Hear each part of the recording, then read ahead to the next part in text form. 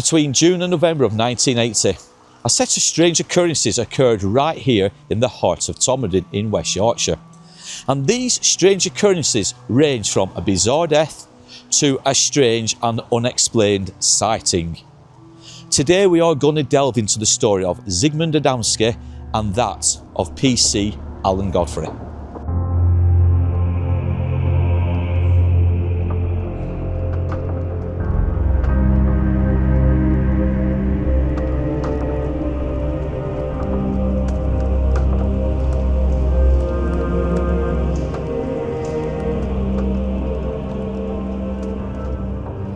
Why would a man climb a stack of coal, lie down on his back on top and die?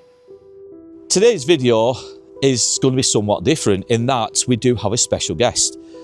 We've teamed up with Mr. Colin Lyle, who owns the Lyle bookshop here in the heart of Todmorden, but he is also the founder of the Todmorden UFO Meet, which is a group that comes together once a month to discuss not just UFOs, but anything to do with the supernatural, the paranormal, anything strange and bizarre, and anything personal that has happened to people which they can't explain. We'll talk more about the group and we will show you some video footage when we get to speak to Colin, because we are going to do a short interview and Colin has kindly agreed to show us all the locations that we are going to talk about in today's story. We've arrived in Todmorden and, more importantly, we're in Mr. Colin Lyle's bookshop. And Colin is just sat in front of me now. How are you doing, Colin? Good morning, yeah, good. You're doing well. Now, Yeah. we've just been talking off camera and you've been here 23 years, we set up in 2000. We've survived a pandemic and all the other things in between. Yeah. It's quite interesting with the pandemic because we did like a delivery service for books. Right. Because Okay. people were housebound, but they weren't getting their books. So we used to go around with in the car and drop books off here, there and everywhere. And kids running out of the house, grabbing their books because, yeah, if you wanted a book. But you survived. But we've kept going, You've kept going. we've kept going by good grace. And hopefully we'll have a good week next week. Yeah, yeah, exactly. What are the opening hours? Opening hours, oh right, we're open from 11 in the morning till 4:30ish in the afternoon, and we're open 5 days a week. The only days we're shut is Monday, Tuesday. Right. If anybody comes to Todmorden, get yourself over Get yourselves over to Colin's shop. Now, here. We've got about 65,000 books at the last count. 65,000. Now, I've just been upstairs to have a look at some photos of your posters, which you've now got behind you. Yes. So I'll put them over at the top.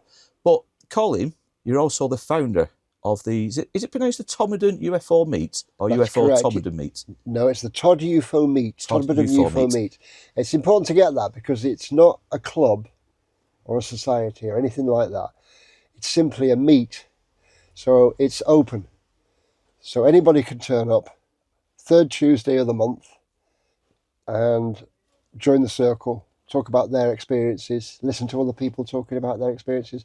But the point is, it's a respectful forum for people to talk about these really strange things that can happen in a person's life. Yeah. And we've, I mean, the first meet we had was, what, about 8 years ago now? Right. So, we're keeping going. And there were 16 people turned up. I was astonished. On the first meet, there were 16 people. I mean, we're holding numbers of around about 30, 35 people a month. Right. And it is monthly. It is monthly. We've got regulars. Yeah. But we've also got, obviously, new people who just turn up curious about the meet or want to tell their story about their encounter, whatever it is. Yeah. We've had all sorts of... We go in all directions as well. We talk spiritual stuff, we talk science, we talk all different theories on ufology. We look at the military implications, we look at the conspiracy aspects. But the most important part is when you get people who've had these encounters, these events, like Alan Godfrey, going about his normal business, and then suddenly this thing plops into their life. And then it's like, where do you go with it? How do you find out more about it? And people carry that story within them all their lives. Yeah. I mean, we've had people, a guy come about 5 years ago. He was in his early 80s. He came with his daughter, and all he wanted to do was to tell his story.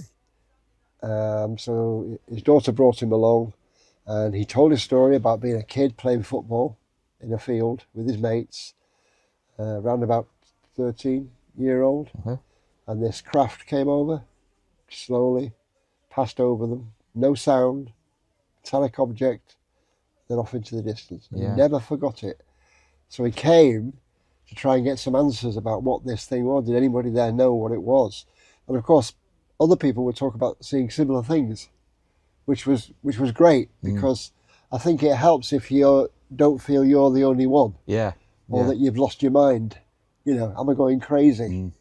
And I suppose it is a topic, isn't it, which people who see these strange objects, they've seen something, haven't they?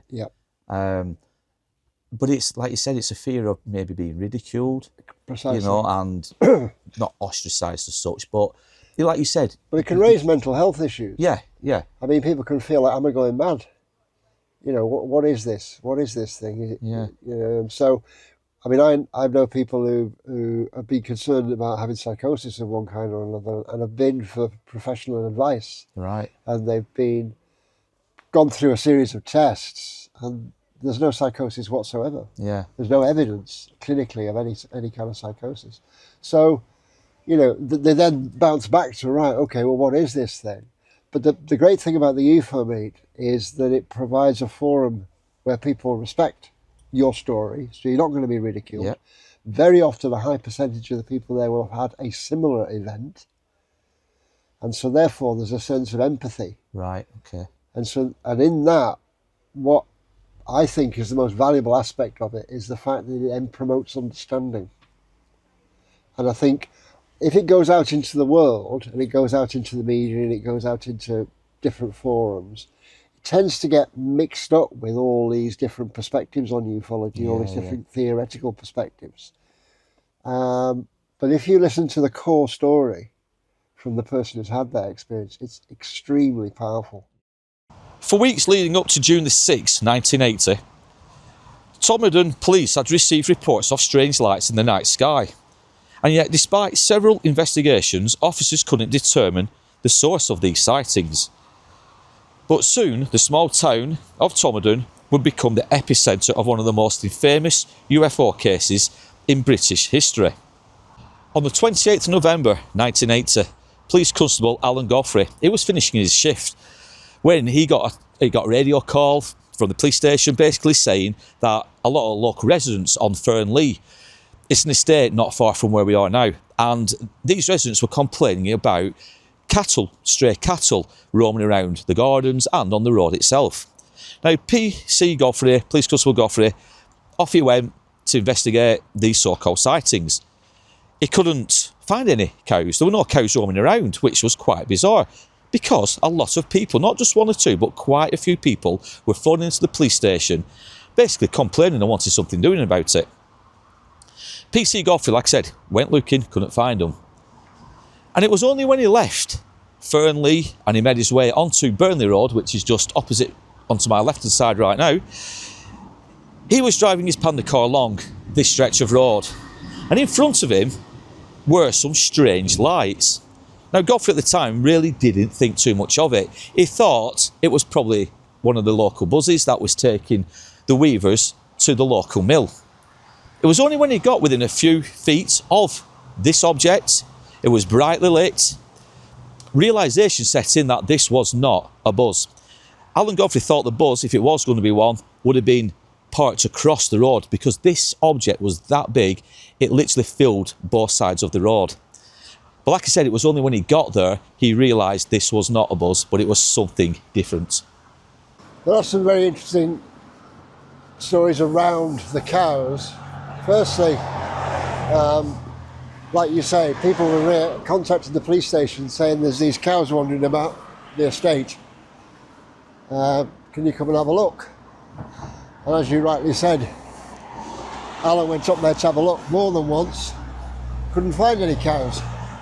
So then he went back to the police station, and then there was another report came in about these cows. So he said, well, I'll go and have a last look.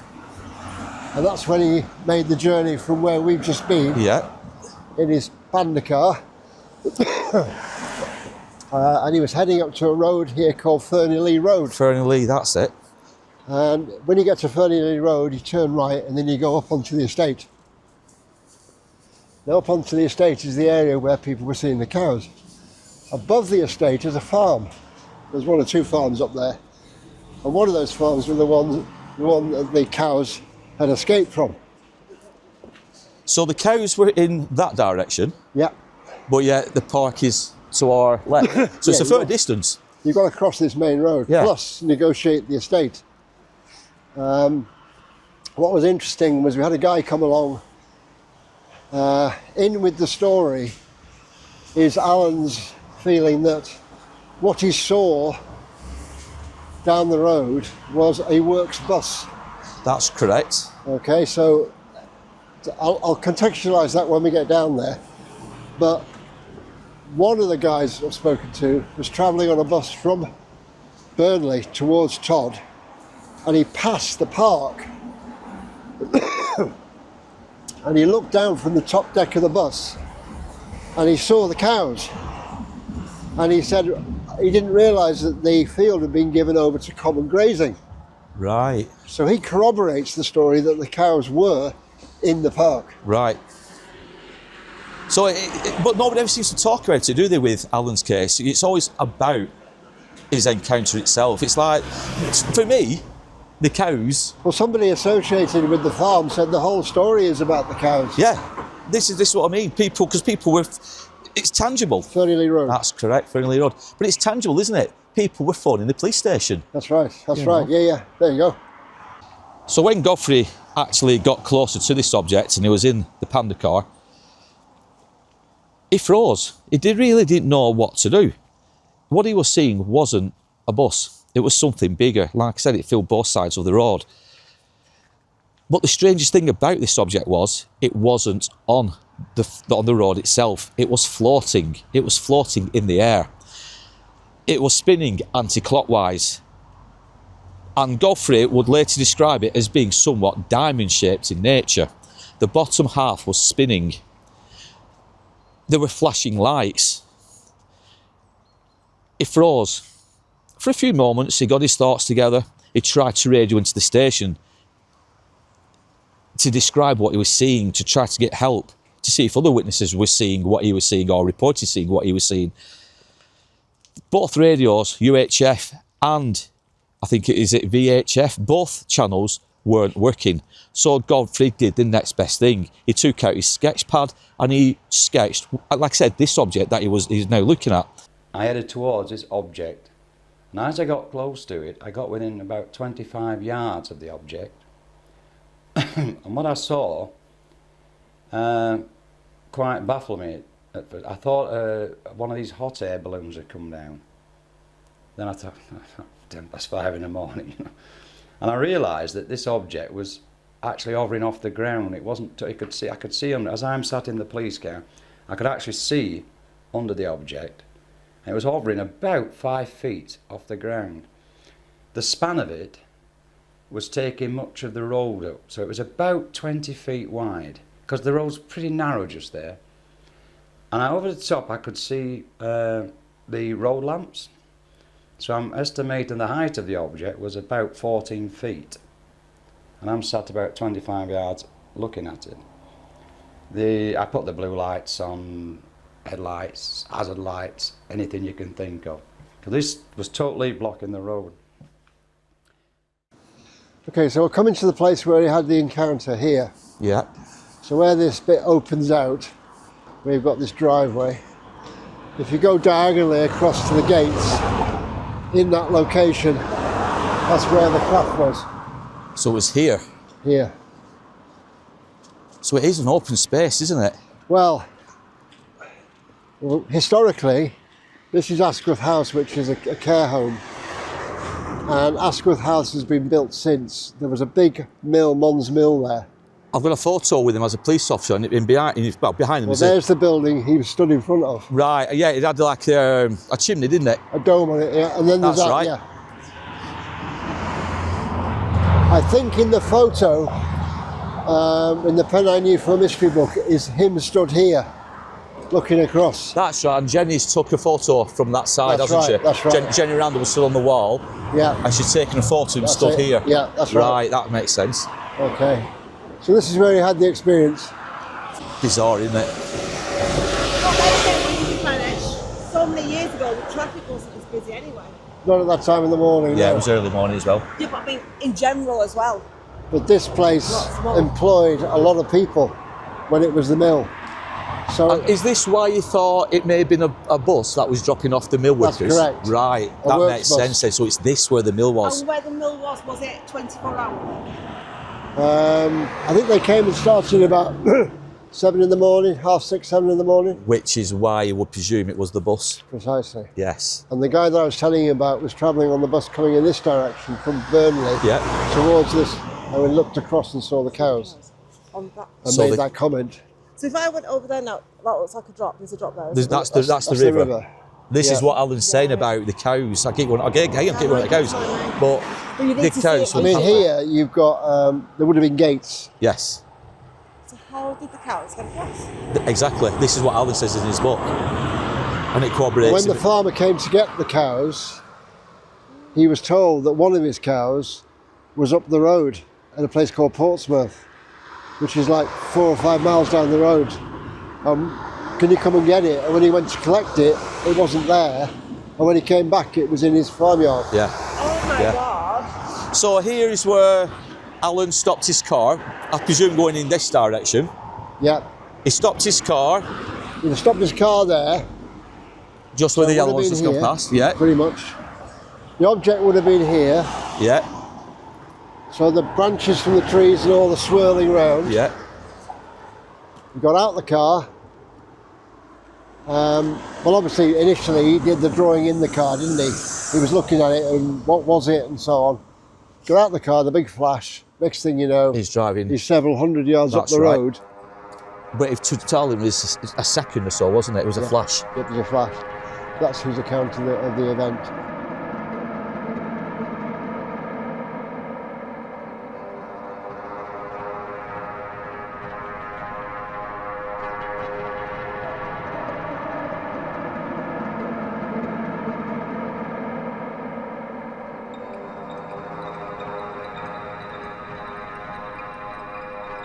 So where Alan Godfrey's encounter took place was more certainly here, as Colin has shown us.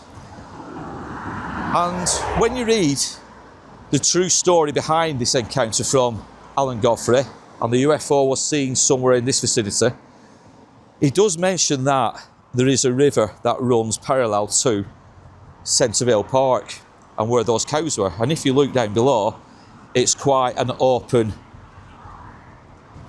river. The wall itself will be difficult for any cows for themselves to make their way over. As you can see, it's a substantial drop and there's no way cows would have got up that embankment and that wall. These gates would have been firmly secure.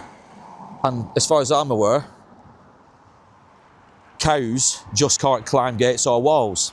So how did the cows get inside here into Centreville Parks? And I know we keep mentioning cows. People don't seem to want to talk about this, but these cows never grazed here in the park itself. But yet, during those early hours, that morning, when Alan went through his encounter, half a dozen cows were just here in this field. Why? How did they get here? And when I was deciding what to do about it, I thought I picked me, we carry a pad, a clipboard with all this documents, to issue tickets and all this sort of stuff. And I decided to draw it. While I remember starting to draw it, I can't remember ever finishing the drawing, because at that time there was a large, bright, terribly bright, as though 1,000 photographers had all taken a photograph at the same time, and it was just pure brilliance. Straight after sketching this object, from all accounts, he described as seeing a bright white flash. And then instantly, he was further along Burnley Road. And he cannot explain how or what occurred for this to happen. Now, obviously confused, shocked, dazed, whatever word you want to throw at it, Godfrey turned the police car around and he made his way back to the police station. And it was there that he came across PC Malcolm Agley, who was a close friend, as well as obviously as a police constable who he knew well. He shouted to Malcolm Agley, "Jump in." Now, Agley jumped in and both officers made their way along here and to where this strange encounter took place. Agley probably thought Godfrey was losing it. He was obviously going a little bit crazy. But Agley himself would soon back up Godfrey's claims. When both police officers made their way back to where this encounter took place, they left the vehicle. There were no more strange sightings of this thing in the road. It had gone, it had disappeared. But what they did find was a strange cylindrical marking on the road itself. It was like leaves had been blown away, but in a circular motion. But strangely, the road was dry, but it was warm to the touch. Now, considering early hours of that morning, it had been drizzling, it was very cold, this was out of character, it was out of place. Like I said, the ground underfoot was warm. They touched it with their hands and it was warm. But it was the circular pattern of these leaves which had been blown away. Something had been hovering above that place, that position, for this to occur. And PC Malcolm Agley would later report seeing this pattern, this design, and saying it was out of place. It shouldn't have been like that. Leaves should have been across the road should have been wet, it should have been cold, but it wasn't. It was the complete opposite. Now, obviously, you can imagine Godfrey and Agley at this point were a bit bemused, especially Godfrey, because he had witnessed this strange sighting, this strange thing. But it was only when they got back to the police station, which is only literally a minute's drive away, further down Burnley Road, it was only when they got back there and Godfrey, he filled in his report, it was only when he was getting ready to leave the station, he noticed the time on the clock. And there was a big time difference. Godfrey thought he'd been away for 15 minutes, but the clock on the wall told a different story. He'd been away for around 35 to 45 minutes, and this time difference, Godfrey could not account for. Now, bit of information. First of all, this area of road has been resurfaced. At some point after the Godfrey event, they took away all the tarmac. Right, so I didn't know that. And they resurfaced it. Right. So who did that job? And why? And why? Right, well, now you mentioned that, I'll get on to something we've come across. You may be able to answer this. If you look on Google Maps, and I don't know if anybody's mentioned this to you before, if you try to follow Google Maps on Street View, in either direction, up or down, there's a block where it stops. That's right. Why? That's right. Why isn't that on Google Maps? We came over, we did a Google on it, and there's a blue box, like a rectangle, and it won't let you in. You try and put your character in, it won't drop. It won't go in, No. it won't drop. No. And then when you look at it from slightly above, there's a split. And I'll put an overlay so people know what I'm talking about. But there's a split, and no matter what, as you just said, you cannot drop that little man. That's right. To show you where to go. No. But you can drop him there, and you can drop him there. That's correct. But here, where Alan Godfrey had that encounter, you just can't drop that man. No. Why? Why is that? Again, it might be something nothing, it might be something technical, but why here? Why in this spot? Well, we can say we had exactly the same experience. Myself and a geologist came along and retraced the route we'd just gone through. Yeah. Then we went further up the road, and as part of that, he had some technical stuff which showed hotspots geologically, but he also did the Google thing on here, and just like you, there's a blue rectangle which won't allow your characters to go in. No. And I just thought, it's probably Google, it's the maps, but it's here. Why here? Why won't it let you do it? Well, now you know, that's confirmation that this is the location. Yeah. This is what we said, this is why we narrowed it down again. We narrowed it down to here, right, plus the photos. If you go further up the road, you've got the school where the caretaker saw the object flying. Right. On the opposite side of the road is the school. And then further up again, it winds its way up towards Burnley. And in the more enclosed valley part of it, you've got a thing called Eagle Crag. and Eagle Crag was a hotspot for witchcraft in this area, and lots of spirit encounters took place in that location. So it's not that far up the road. Okay, so you've got that going on over there, you've got the Brightstones and other events taking place on that side, and then you go down towards the police station. And this stretch of road, there's a geological fault runs along this side of the road and runs along at the back of the park on that side of the road. So you're in like in the epicentre of everything, aren't you? Right here. And then there's a geological fault that crosses and joins the two further up that way. So the electromagnetic signature of this area is very strange. Yeah, it's really bizarre, isn't it, like you say. Now, for any of this to make any sense, the sighting that Alan Godfrey had on Burnley Road, we have to travel back around 6 months prior to June the 11th, 1980. Whilst on his beat in the Panda car, he received transmission through the radio. And this came from the police station, and that a body had been discovered in a local coal merchant's yard.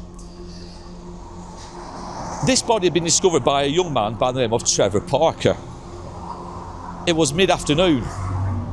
Now, Godfrey himself quickly made his way over to Parker's coal yard, where we're going to go to now, but he would be shocked and horrified by what he would soon discover.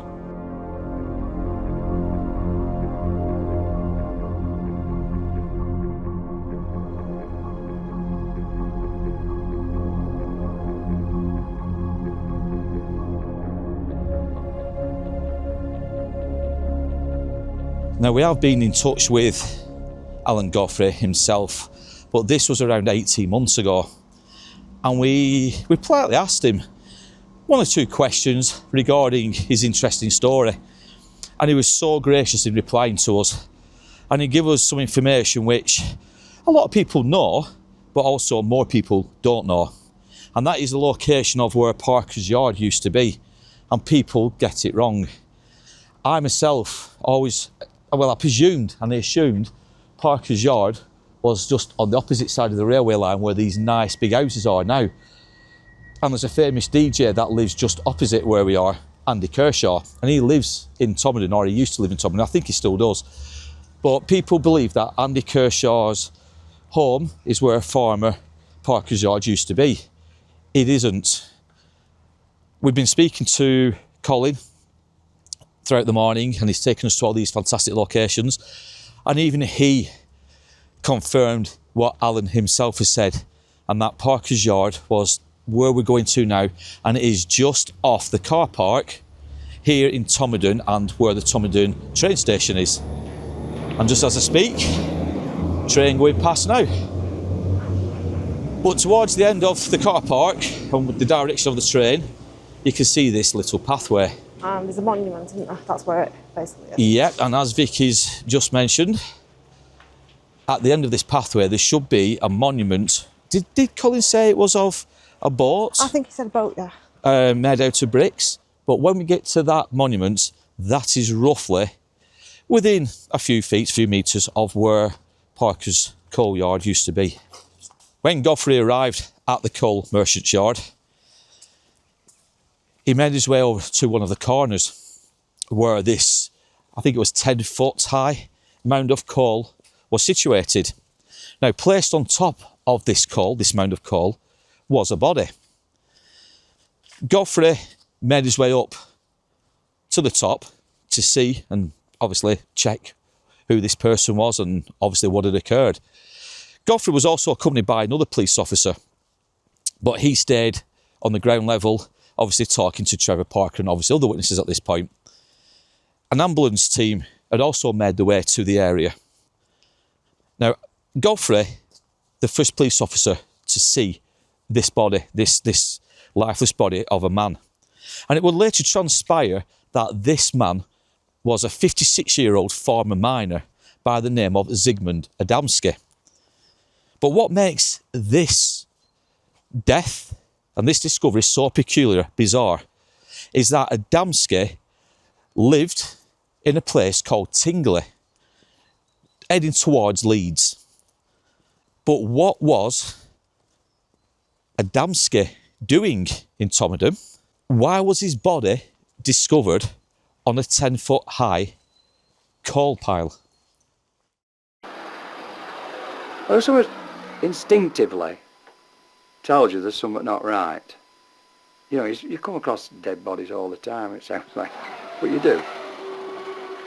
And it was lying on his back, just staring up into the sky. So where Vicky is now heading, there is that structure of a boat made out of bricks, and it is here, somewhere around here, where that coal yard used to be, and it's where that 10-foot mound of coal was located. Now the bizarre thing about all this is, as you can see, the railway line does run along parallel to where this mound of coal was, and it was close to the line itself, because there's some theories which we're going to touch upon shortly as to how the body may have got there. That morning, Trevor Parker had been in and out of this merchant's yard, and he hadn't noticed anything unusual. But it was only when he came back mid-afternoon, this is when he noticed he saw this body on this 10-foot high mound of coal. Obviously, like I said, Godfrey, he was alerted, he came down. He was the first officer to find this body, this person. Godfrey climbed up. In doing so, the loose coal itself would begin to scatter down below his feet. He'd be covered in coal dust. His clothes were covered, his hands, some of his face were covered in this coal dust, which is an important thing to remember. When he saw the body of Adamski, this fella was placed lying down, his back on the coal, and he was looking upwards. His eyes were wide open. Now, Alan Godfrey obviously has to give notes, give evidence as to all these strange, bizarre sightings, not just in November, but obviously the death of Adamski. And in his own words, he would say that the facial expressions on Adamski were one of sheer terror. He was looking upwards to the sky, his eyes were wide open. He looked like he had died from fear. If that wasn't bizarre enough, obviously the discovery of Adamski and the sheer look of terror on his face, the inquiry would also reveal some interesting results. And obviously those results would have been more from the coroner himself, a Mr. James Turnbull. Now, Turnbull performed the autopsy on Adamski, and he would tell at the inquiry of finding burn marks on the nape, on the back of Adamski's neck. That might not sound too bad, but it was what was also discovered, and that was a gel-like substance. And Turnbull himself, a coroner, a respected medical man, he would admit that he could not find or discover what this substance was. He'd never encountered it before. There was no known record of it. And to this very day, nobody has come forward with any definitive answer as to what that gel substance was, and why was it around a burn mark in the same location on the back of Adamski's neck. Now, some would speculate that Adamski, he'd been kidnapped or tortured, or both.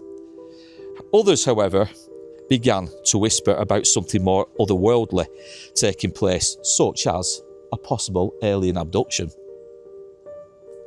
With the inquiry now having taken place, and obviously this story making news publications worldwide, not just locally but worldwide, people began to speculate, and a rumour soon emerged that Adamski was involved with the KGB.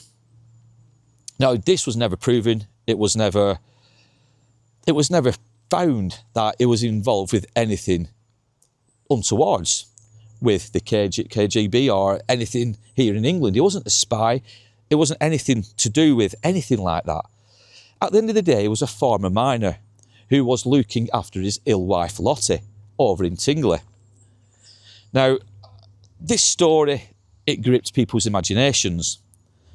We also have to remember that the story of Travis Walton was also very clear in people's minds, and people began to put two and two together.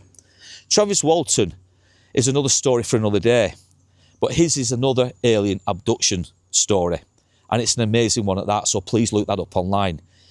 But people still had that fresh in their memories. So it wasn't long before journalists and other reporters began to follow that same kind of storyline, that headline, alien abduction. The Adamski case, one, or I should say it is one, that to this day still remains unsolved. It's absolutely bizarre. Nobody has come forward with any further clues in all these years. 44 years ago, his body was found just here, right where we are right now. And to this day, it's never been solved. Like I said, a lot of theories, KGB, it was a spy, it was this, it was that. He was in trouble with neighbours, he was in trouble with people who knew him, who he owed money to. A lot of theories came out, but to this day, nothing has ever been proven. How did he end up here on a coal tip, 10 foot in the air? His clothing, his body, not an ounce of coal dust on him. If he had climbed up onto that coal mound for whatever reason, and he had suffered from a stroke, a heart attack, his hands would have been black, his face would have been black. Now, one theory that did emerge was he perhaps tried to commit suicide back in Tingley or somewhere in that neck of the woods. He's jumped off a bridge onto the top of a moving train, and as the train has come past here, his body is obviously vibrated off at that point, and he's ended up on top of the coal mound, the pile of coal. But that is one theory, but one. But that wouldn't answer the question to the burn mark and the gel substance. No, exactly, it wouldn't. No. It is a good theory, the fact, because the coal mound was found only a matter of yards from the main railway line. I will show you guys next. So there is a possibility that it could have happened. He could have fallen off the roof and obviously fallen onto his back onto the coal mound. I highly doubt it, because like Vicky said, it doesn't explain the substance, the gel substance. It doesn't explain the burn marks on the back of his neck, the sheer look of terror in his face that Godfrey mentioned. And if he'd fallen, right? He'd have been covered in coal dust Why still. is his clothes dishevelled as well? Yes, exactly. No coal his on him. trousers undone, his shoes undone. He wasn't wearing a shirt. Untied shoes. No. So again, that theory kind of, No. it goes cold straight away, doesn't Yeah. it? But it's a good theory, but I can understand why people have dismissed it. But we'll take you guys to where, obviously, that coal mound used to be, we think, and obviously how close it is to the railway line. So you guys get an exact idea as to what we're trying to get across. Now, just below us, under feet, are remnants of the former coal merchant's place. You can see old bricks, walls that have come down over the years. And as we go closer to the end of this bit here, there is like old trackways here. So this does give a clear indication that that merchant coal yard used to be here. This is where the Parker's coal yard once was. And it is here, like I said, where Adamski's body will be discovered by Trevor Parker. And here again, another part of a wall that's come down. But if we get closer to the railway line itself, we're on a pathway now, a woodland pathway, but just look how close the railway line actually is. So I can understand people's theories in that the body may have vibrated off the carriage and ended up on the coal mound itself. I'll just show you how close we actually are.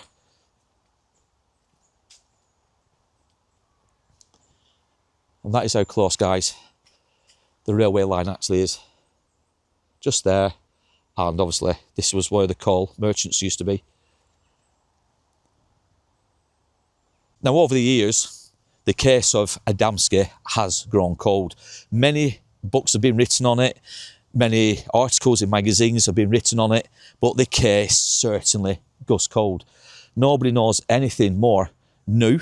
Nothing else has come out which has been relevant to the strange and bizarre death of Zigmund Adamski.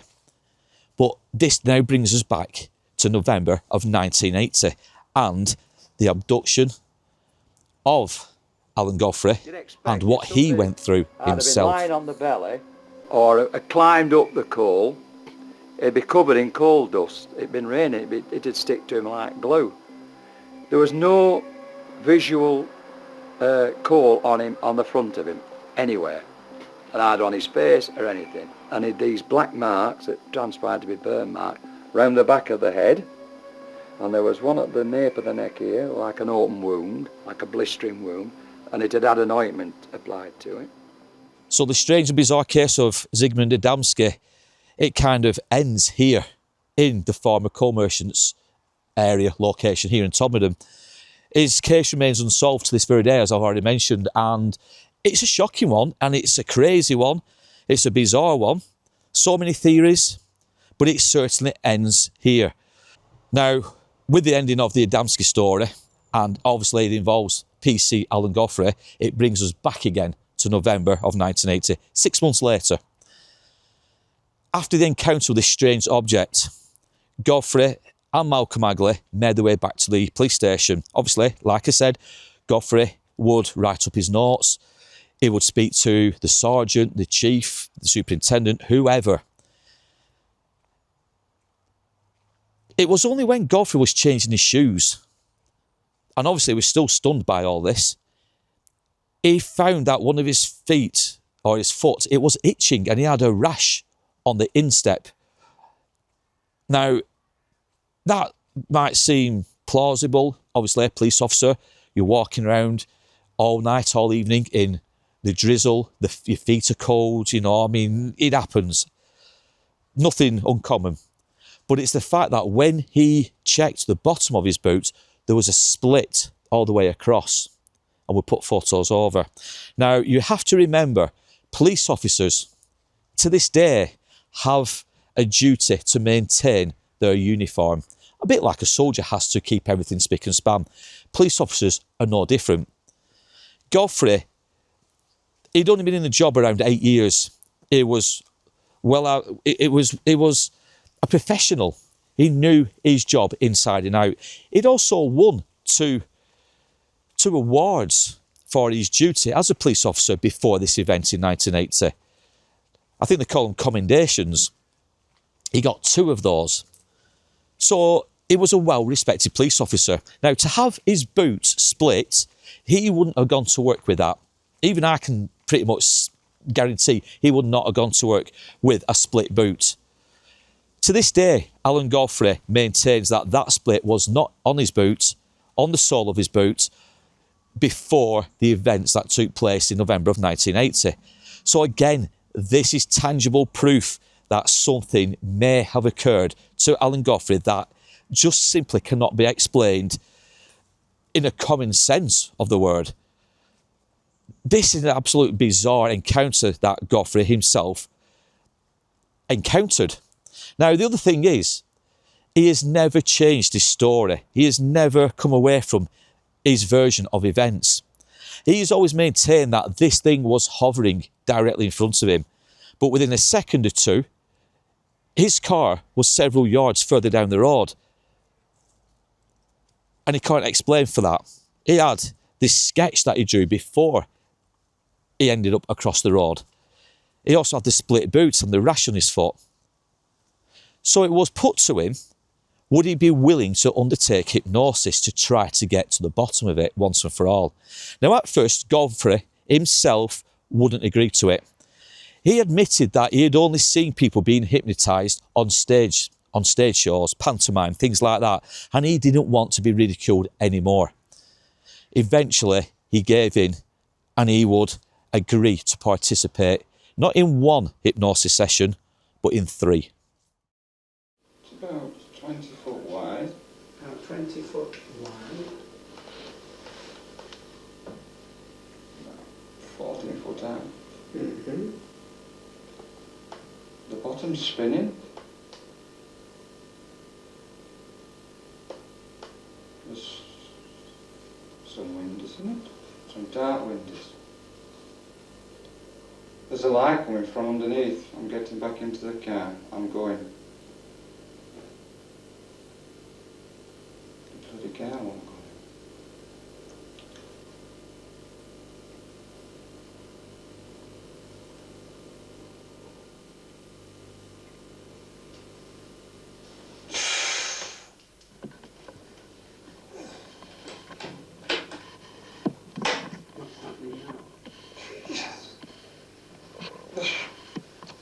There's a light.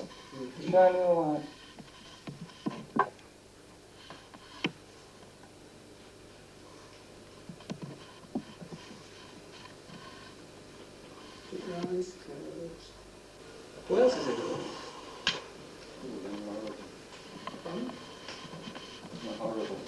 horrible. They are. Who's they? I want to talk about them Why not? because they're horrible. Could you briefly describe I don't know. what they look like? They're small. Yes. How small is small? 3 foot, 4 foot? But like a little 5-year-old lad. And how many?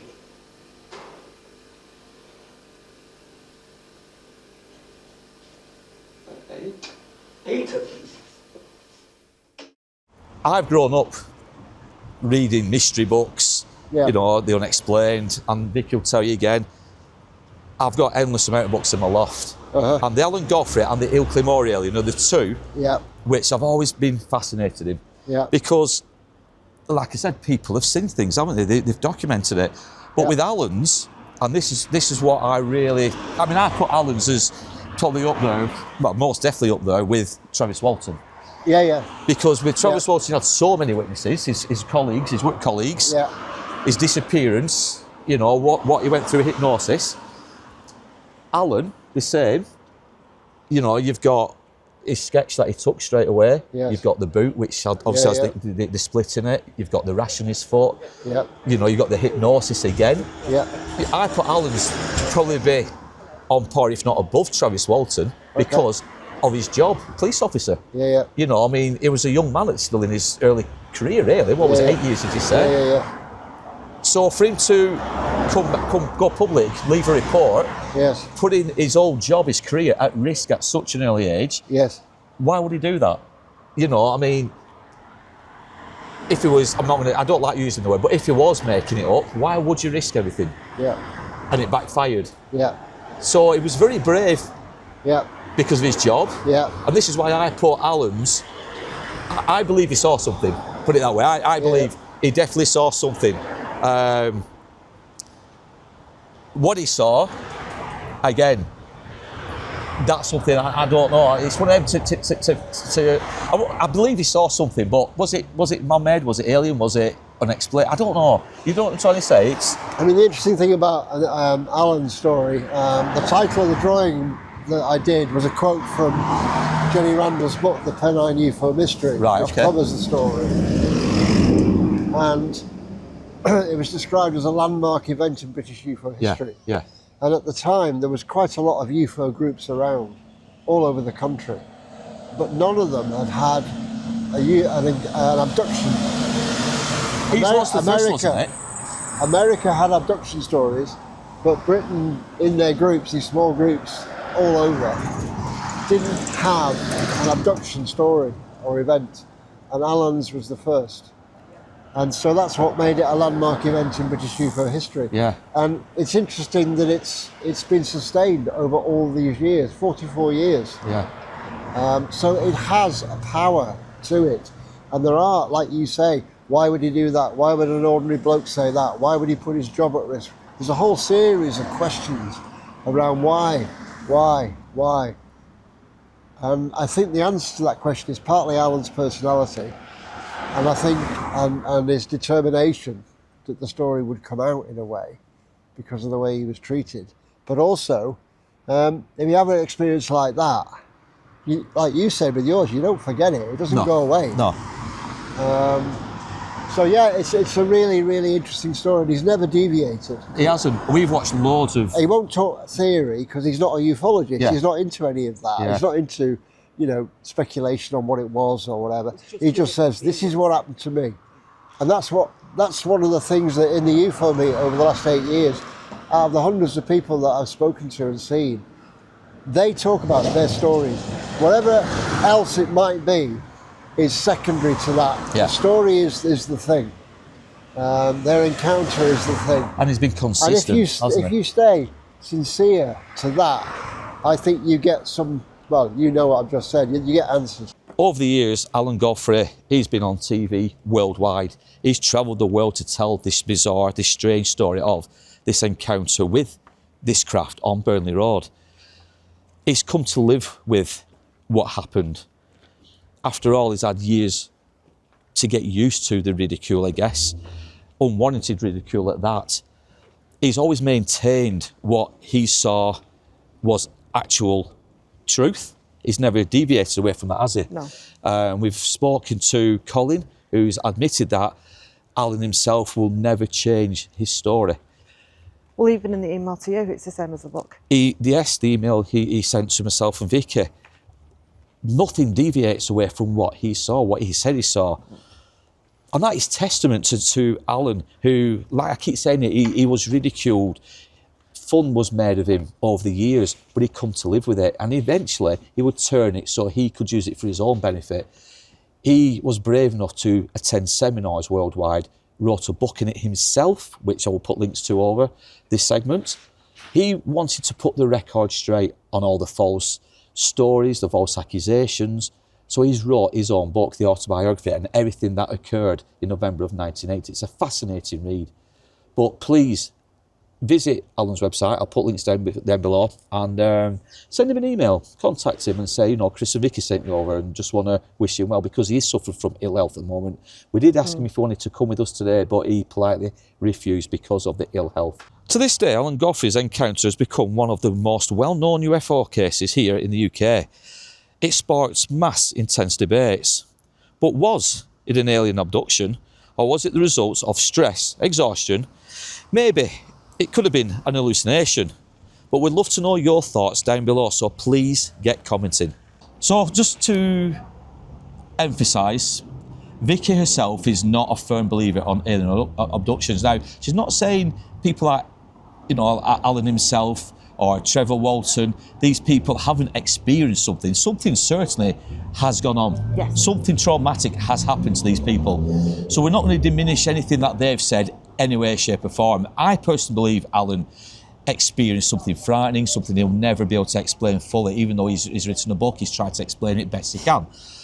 But Vicky, you've got to admit the Adamski story on its own, that is bizarre.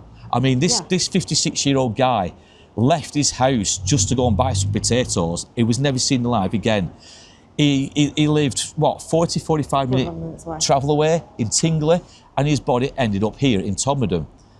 He ended up dishevelled on top of a coal mound, or a mound of coal.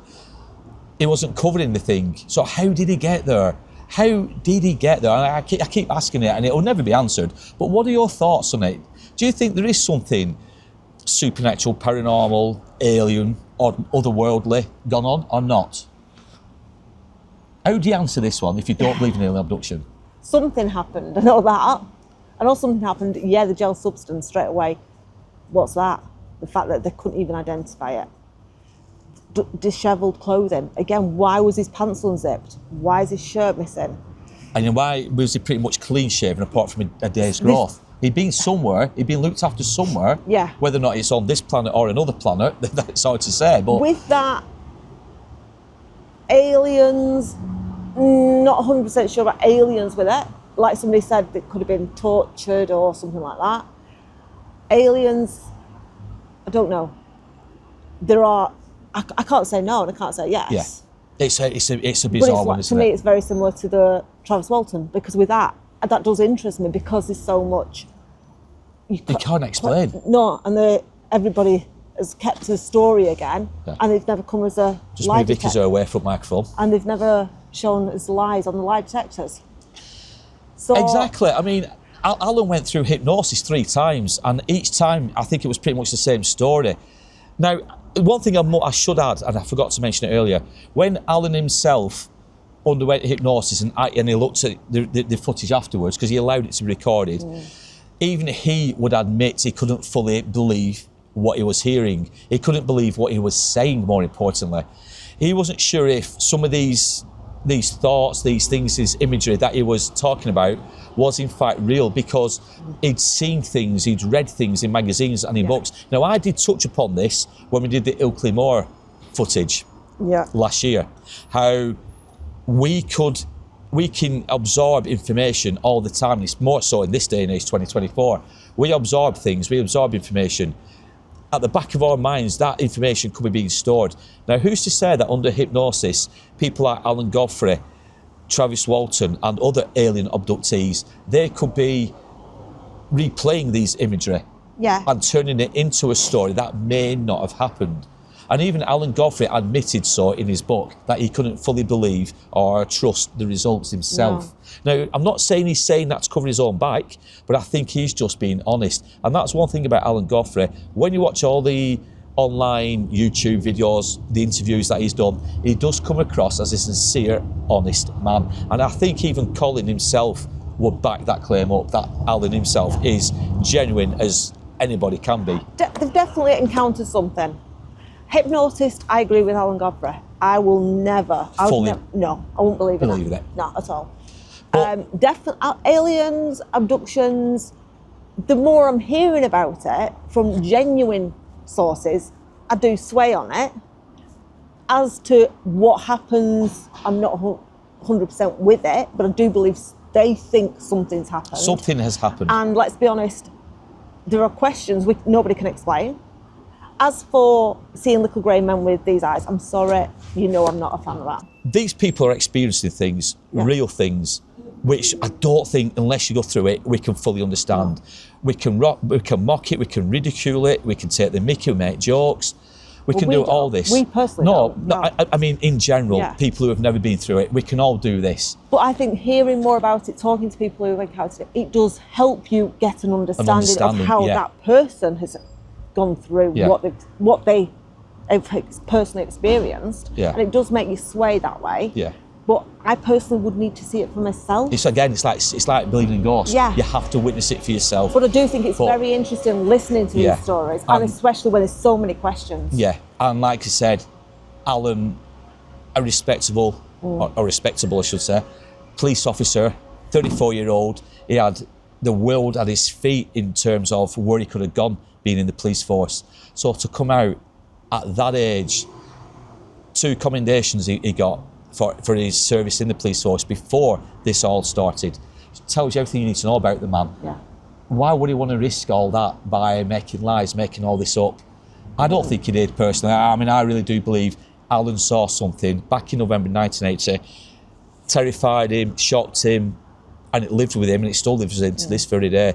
So I'm not sure if Alan himself will ever watch this video. I hope he does. I hope somebody points him towards it, because he's been so sincere with us. We've not spoke in person, but we've communicated by email.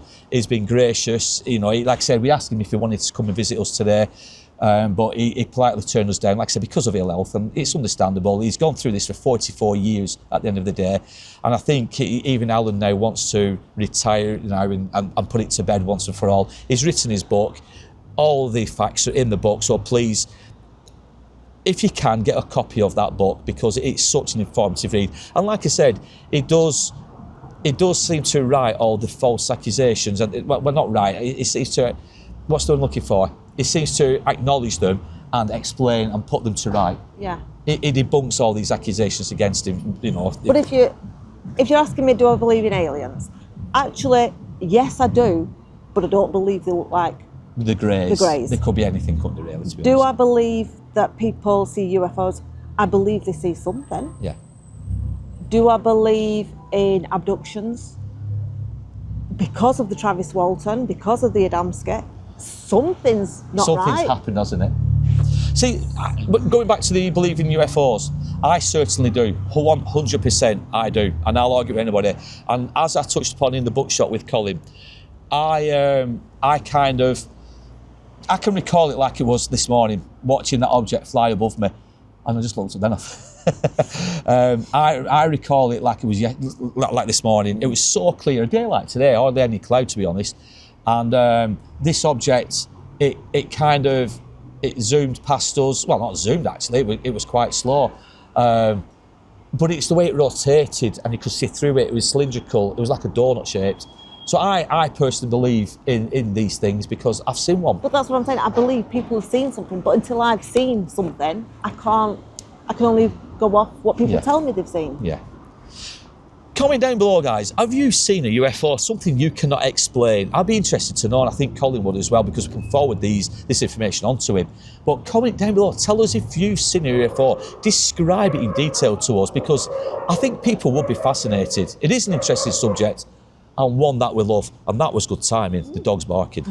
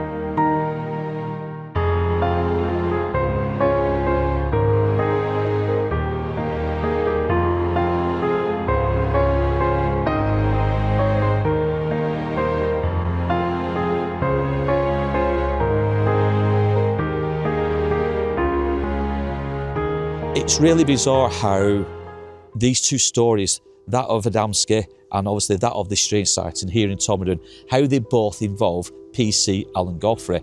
Was it just fate that Godfrey himself was the first police officer to be on the scene of the Adamski body lying on the coal? It's hard to say, but 6 months later, it's Godfrey again who encounters this strange sighting, this floating entity along Burnley Road, and it was big from all accounts. It was hovering, it was spinning, it had flashing lights. Then there's the unaccountability when it comes to the missing time, the split boots, the rash. Was Godfrey in the wrong place at the wrong time?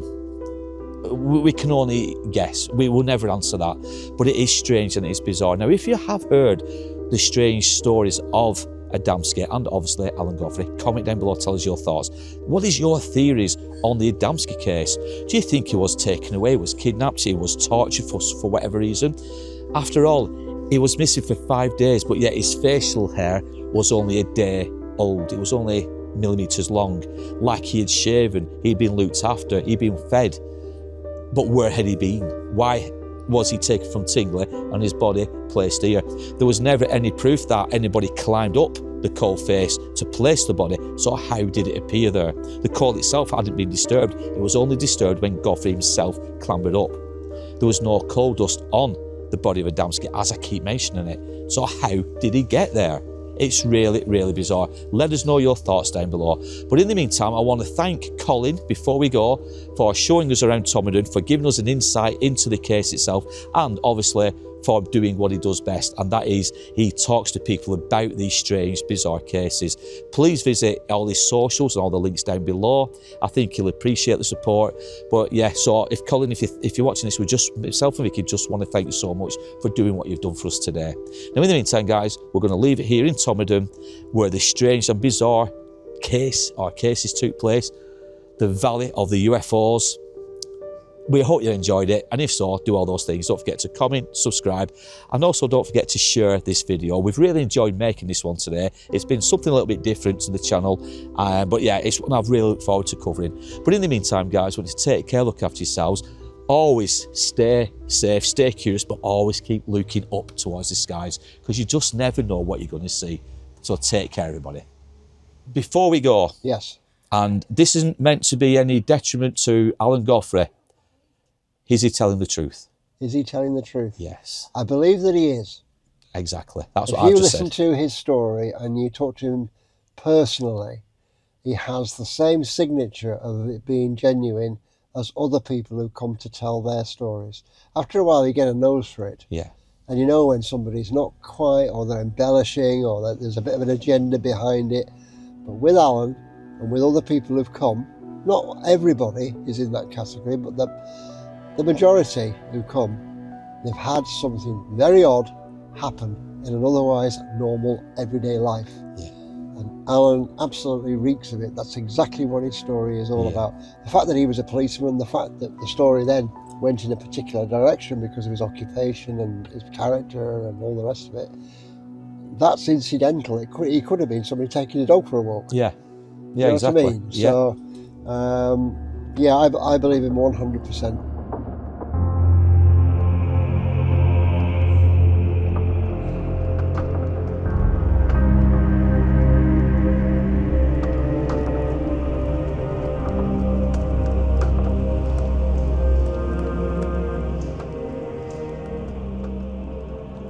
So, Colin, if people want to get in touch with you directly with Yes. either any stories, any sightings, or they just want to come and see you first Sure. and get a feeling, how do they go about that? They can do that through the bookshop. So if they go to Lyle's bookshop, look it up online, and then we've got an email address there and contact numbers. Right, okay. Just do that through that, and we'll get back to them. No Brilliant. problem at all. Well, If you want my personal number, if people want to get in touch, then I'll give you my personal number. yeah. 07971 806623, and I'll be happy to respond in